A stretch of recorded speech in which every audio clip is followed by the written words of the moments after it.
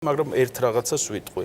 ყველა ჩემი მტერი, იცი რა შესაქმე, აი ჩემი ნიჭიერი მეგობრები, მოხუცი მეგობრები, აი მეუბნებოდნენ იგივე ლია კაპარნაძე, მზია მაღლაკელიძე, ბომბა ნიჭის მქონე ხალხი, როგორ ბლოკავდნენ მათ.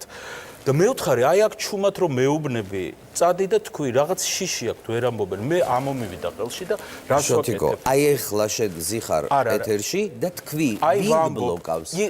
არის წიგნი, რომელშიც არის ყველა ფაქტი, ვინ როგორ ექცევა ჩემ პიროვნებას, სიცრუის დეტექტორი დამოწმებული, რომ მე არ თქვან, რომ მე ეს მოვიგონე.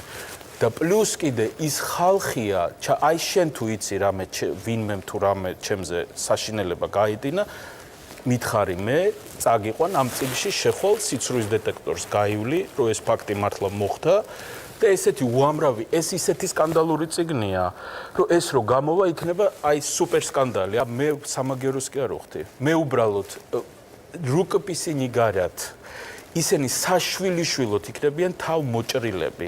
მათი შვილები გარეთ ვერ გამოვლენ სირცხვილისაგან.